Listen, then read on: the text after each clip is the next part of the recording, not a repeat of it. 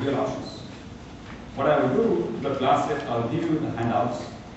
If you want, if there's enough demand, then when we do the tutorials, and I'm hoping that finally the class reps will discharge their fiduciary responsibility to hold tutorials. They have been tutorial in not holding them. Okay? Even though there is a public demand, so I will turn on. Unless you are following what the sting operation said, you're saying tutorial chahiye to paisa chahiye. And there we can take up these topics. Alright? And I think your exam is going to be at least not before the first week. Right? Not before the first week. I mean, you want to support me till 2006? I'm not lost. Now, 10 minutes, you must have already been warned. Then I end my classes with talk from my heart.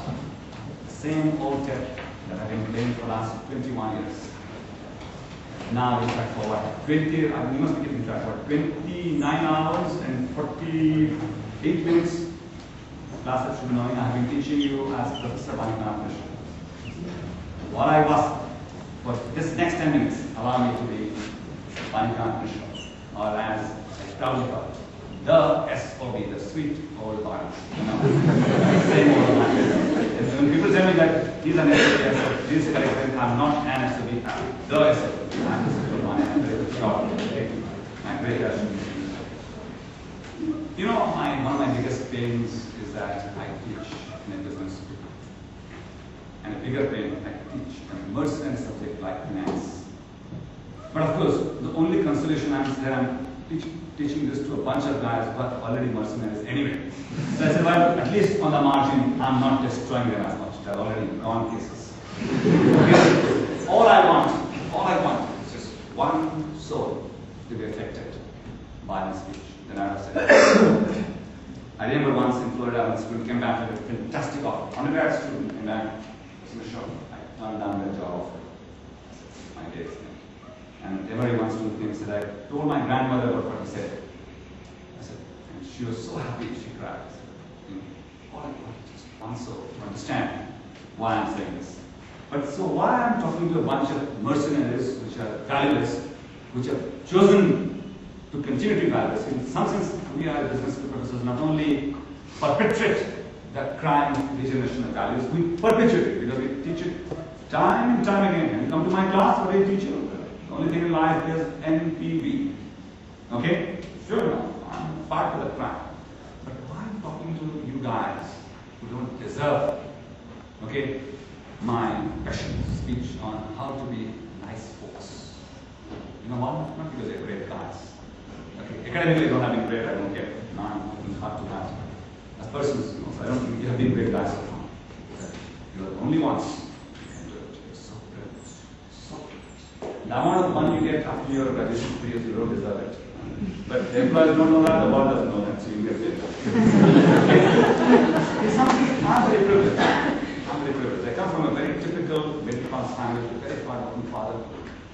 My mother was a housewife. But I know that I'm so privileged. Every time I go in Maruthi's team, I have a sense of guilt. Thank God it's not a Honda, but a much bigger sense of guilt because it's an MNC car. I bought Maruti because of that also. And I told my friends, with my values, I can't buy an MNC car. And I guilty, once I told my driver, I got upset at someone throwing a stone at me. He said, no, don't. I said, it's our one. I said, I don't understand. This guy doesn't get food to eat. He sees me. He doesn't know whether I'm one of those crooks who is exploiting the world left and right, or I'm the hard-working chap, okay, who is earning the money the hard way. He doesn't know whether I'm Xavier or the rest. Sure, he is right. Upset. He says that Maruti esteems I don't get food to eat. No, I still have a lot of concern for that. Many times, should I go back to my school? Should I go back to my cycle? But I said, oh, I've worked so hard in my life. I deserve this. But I'm conscious of the thing out there. Many of you are not. As I said, 3 things you want in your life: money, money, and money. And I always criticize my business school students. At least think about honey. Okay? Honey means your sweetheart, your husband, your wife, your family, your children. Many of you neglect your family. You're marketing around the whole world. Neglect. I sometimes feel that I spend a lot of time in my office. I say, oh, I'm neglecting my daughter, I'm neglecting my son, all that. But at least one thing I do, whenever I have to put a foreign assignment, I say, look, I must do it with my family. If you can't pay for all of us, you cannot come. I have always been. In fact, I remember in one of my meetings, faculty council meetings, I remember something was going on, and I think I had to go over on that. Something my chairman said. So I looked up. I said, hey, I'm sure you know when it comes between family and my job, which one is more important? I said, of course, I don't question your commitment to the idea. I said, you're wrong. You should not question my commitment to my family. Good one. Okay? That's it. I'm very clear. You can't. The concept of family is just degenerating. It can't become so narrow. Okay? In pursuit of money. I'm not saying as a joke that money isn't everything in life. Okay? It is the only thing. For you, that's what it is. What I want all of you is to spend some time to realize things in life far more important. Not just that money, far more important than what Professor Banikant Misha taught you, not me. You're talking to Banikant Misha. Forget about the Professor Banikant Misha. Okay? That things in life are far more important. Love, affection, friendship, compassion, concern for the mankind, humankind, concern for the poverty. In some sense, it is sad that you're born in a country like India with so much about it. In some sense, it's a privilege that you can do so much. I'm very proud of my country. I know there's so much poverty. It's sad to see that. I know how to see this poverty. And I'm more fortunate that I'm born in India. Still, I'm very proud of it. But so much poverty. That's what poverty is. You have to realize. Life for many people nowadays, there's only one purpose. I find most people, and I'm also always concerned about my son, always going to grow up and all that. But I find the new generation living for itself. If you realize, as long as you live for yourself, it's an invested life. This famous Hindi song, have you heard that song?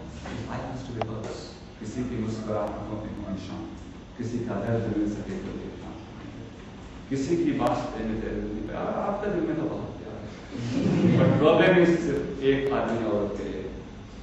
You see, just 1/100 of that प्यार, you just give it to those people अंधेरे में जो बैठे हैं. So many people in the darkness, so not just in Xavier, state, the whole country. And many times in Nepal, I've seen poverty high. Seen poverty. It bothers me. And in my constant botherations, I'm so privileged. Doesn't matter that I deserve it or not. Only the Lord knows that I deserve it, being so privileged. Think about that. Think about this poor people. Okay? Think about it. Try to do something. Bring some cheers to someone. If you can bring cheer to one person, you can say, well, my life has been worth it. Another standard complaint I get against the business school students all over the world, that they think they are very smart and all that. I completely disagree. I always object saying it is an understatement. They're a bunch of arrogant folks.